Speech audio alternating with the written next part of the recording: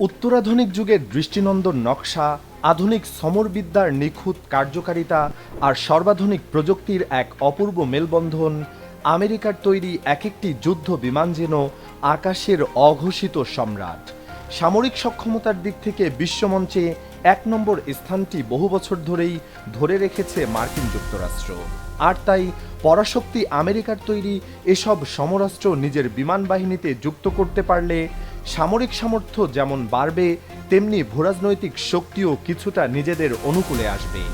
এমনই এক গভীর প্রত্যাশা বুকে নিয়ে অনেক রাষ্ট্রই কোটি কোটি ডলারের চুক্তি সই করে মার্কিন ফাইটার জেট কেনার জন্য।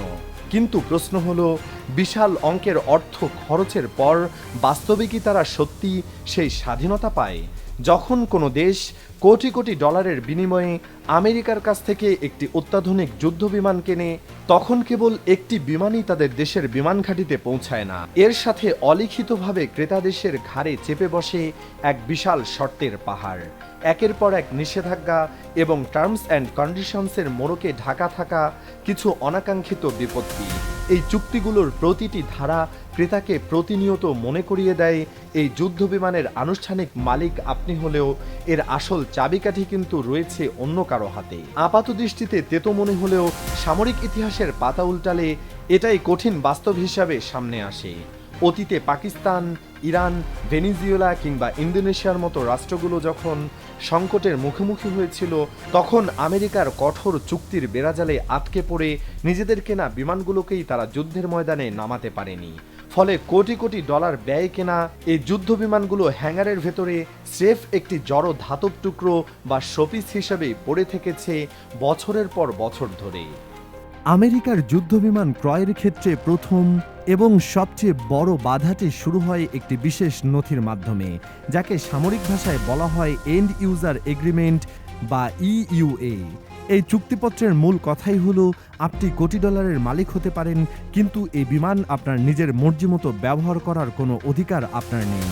যুদ্ধ শুরু হলে বিমানটি কোথায় উড্ডয়ন করবে, কোন অঞ্চলে গিয়ে আঘাত হানবে এবং ঠিক কাদের বিরুদ্ধে একে আক্রমণাত্মক মিশনে নামানো যাবে, তার প্রতিটি সূক্ষ্ম বিষয় নির্ধারণ করে দেওয়ার অধিকার থাকবে সরাসরি ওয়াশিংটনের হাতে।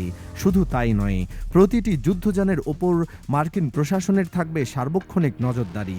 এর সহজ অর্থ দাঁড়ায়, বাইরে থেকে এটি আপনার রাষ্ট্রীয় সম্পত্তি মনে হলেও ভেতরে ভেতরে এটি আসলে এক ধরনের শর্তাধীন ভাড়া নেওয়া যন্ত্রের মতো কাজ করে। নিজের সার্বভৌমত্ব রক্ষা করতে গিয়ে যদি আপনি আমেরিকার ইচ্ছার বিরুদ্ধে গিয়ে কোনো পদক্ষেপ নেন, তবে সঙ্গে সঙ্গে নেমে আসবে কঠোর কূটনৈতিক ও অর্থনৈতিক নিষেধাজ্ঞার খড়গ। যেমনটি ঘটেছিল 1999 সালের ঐতিহাসিক কার্গিল যুদ্ধের সময়। পাকিস্তানের বিমান বাহিনীতে সে সময় অত্যন্ত শক্তিশালী মার্কিন F-16 যুদ্ধবিমান অন্তর্ভুক্ত ছিল।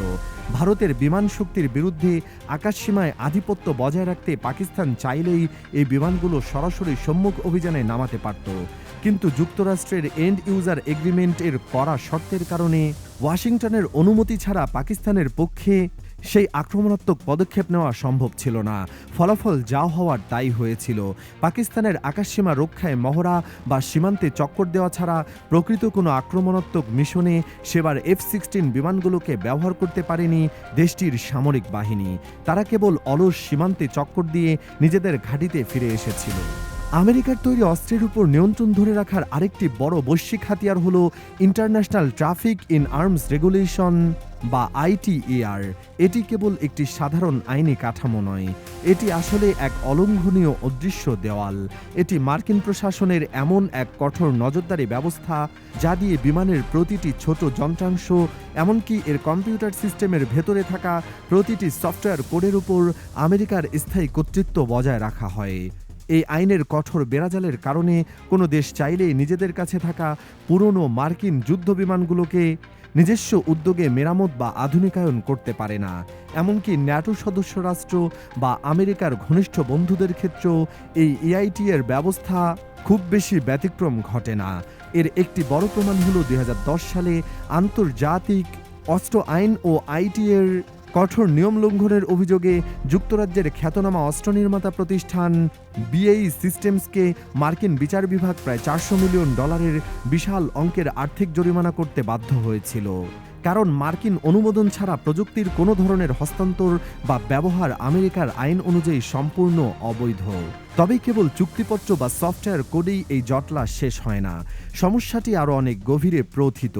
আধুনিক যুগে তৈরি মার্কিন ফাইটার জেটগুলো এতটাই জটিল প্রযুক্তি নির্ভর যে সেগুলোর নিয়মিত রক্ষণাবেক্ষণ, ত্রুটিপূর্ণ পার্টস প্রতিস্থাপন কিংবা সফটওয়্যার আপডেট করার জন্য সম্পূর্ণ মার্কিন ম্যানুফ্যাকচারারদের উপর নির্ভর করে থাকতে হয়। যদি কখনো ভূরাজনৈতিক স্বার্থের সংঘাতের কারণে কোনো ক্রেতা দেশের ওপর আমেরিকা অসন্তুষ্ট হয়, তবে সবার আগে তারা সেই দেশের বিমানের স্পেয়ার পার্টস বা খুচরা যন্ত্রাংশ যোগান বন্ধ করে দেয়। কোনো বিমানের চাকা, ইঞ্জিন বা রাডার সিস্টেম সচল রাখতে যে পার্টস প্রয়োজন তা যদি সময় মতো পাওয়া না যায়, তবে আকাশে ওড়ার স্বপ্ন মাটিতেই ধূলিসাৎ হয়ে যায়। ঠিক এমনই বিপর্যয় প্রত্যক্ষ করেছিল ইরান। 1970-এর দশকের মাঝামাঝি সময়ে ইরান যখন আমেরিকার অন্যতম প্রধান মিত্র ছিল, তখন তারা যুক্তরাষ্ট্রের কাছ থেকে প্রায় 80টি অত্যাধুনিক F-14 টমক্যাট ফাইটার জেট ক্রয় করেছিল। আকাশযুদ্ধে অপ্রতিদ্বন্দ্বী হিসেবে বিবেচিত এই বিমানগুলো তৎকালীন সময়ে বিশ্বের সেরা এয়ার সুপ্রিয়রিটি ফাইটার ছিল।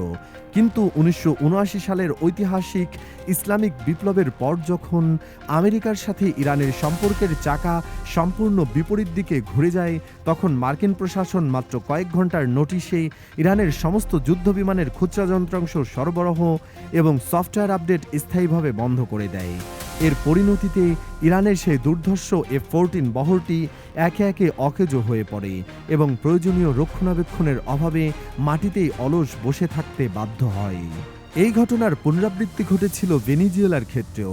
1980-এর দশকে ভেনিজুয়েলা আমেরিকার কাছ থেকে এক ঝাঁক F-16 যুদ্ধবিমান কিনেছিল, কিন্তু পরবর্তীতে হুগো শাভেজ যখন দেশটির শাসনভার গ্রহণ করেন এবং মার্কিন বিরোধী কঠোর পররাষ্ট্রনীতি অবলম্বন করতে শুরু করেন, তখন ওয়াশিংটন দ্রুতই ভেনিজুয়েলার ওপর সামরিক নিষেধাজ্ঞা আরোপ করে খুচরা যন্ত্রাংশ সরবরাহ বন্ধ করে দেয়। যে বিমানগুলো একসময় আকাশ কাঁপানোর কথা ছিল, সেগুলো যন্ত্রাংশের অভাবে হ্যাঙ্গারের অন্ধকার কোণে ধুলো জমাতে শুরু করে। পরবর্তী সময়ে ভেনিজুয়েলার বিমান বাহিনী শত চেষ্টা করেও তাদের এই ফাইটার ফ্লিটকে আর কখনো যুদ্ধের জন্য পুরোপুরি সচল বা প্রস্তুত করে তুলতে পারেনি। একই রকমের এক রাজনৈতিক ফাঁদে আটকা পড়েছিল ইন্দোনেশিয়াও। 1980 সালের দিকে তারা আমেরিকার কাছ থেকে বেশ কিছু F-5 টাইগার 2 যুদ্ধবিমান ক্রয় করে নিজেদের আকাশ প্রতিরক্ষা ব্যবস্থা সাজিয়েছিল। কিন্তু 1999 সালে পূর্ব তিমুরে সংঘটিত রাজনৈতিক সহিংসতা ও গণহত্যার জন্য ইন্দোনেশীয় সামরিক বাহিনীকে দায়ী করে মার্কিন প্রশাসন জাকার্তার ওপর তীব্র সামরিক নিষেধাজ্ঞা জারি করে।